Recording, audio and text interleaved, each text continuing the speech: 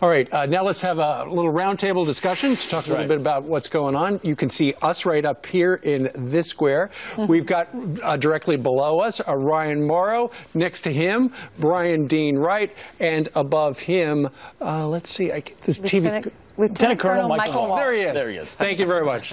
Good morning to all of you. Good morning. Morning.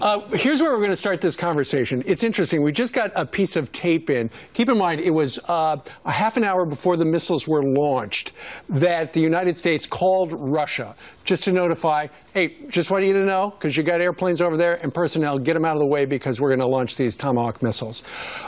Peter Doocy on Capitol Hill just spoke to Hillary Clinton's running mate, Tim Kaine, and he says that this is proof that this administration is still cozy with the Russians. Listen to this.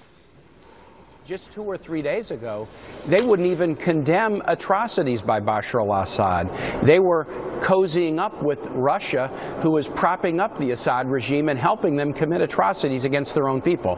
Clearly, there's been a major change in direction in President Trump's thinking about this.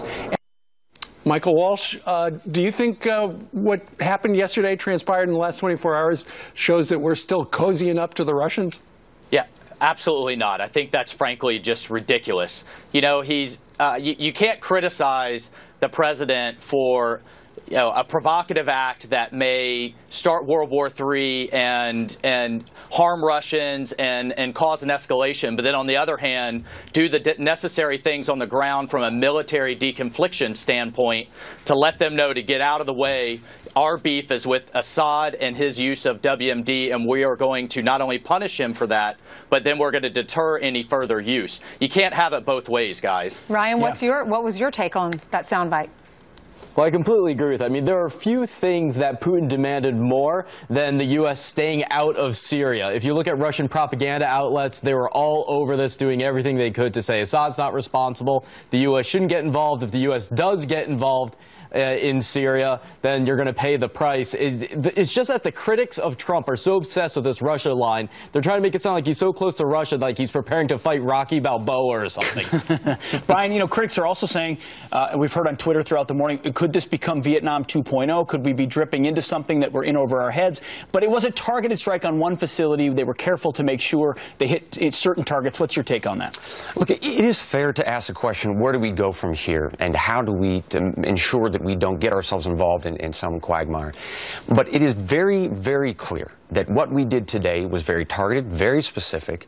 We coordinated with folks like the Russians to ensure we didn't have collateral damage. This was a very well done operation, and I tip my hat to the president for it. Michael, excellent question. Are the Syrians going to be dumb enough to do something today? Yeah, we'll see. We have special operators on the ground in the east. They are embedded with the Kurds and with various Arab forces. They are exposed, but they've got the U.S. Air Force overhead. So I dare you. All right. All right. We thank you so much, all Ryan, and Colonel Walsh. That's thank you. Thank you. All right. Thank you. All right.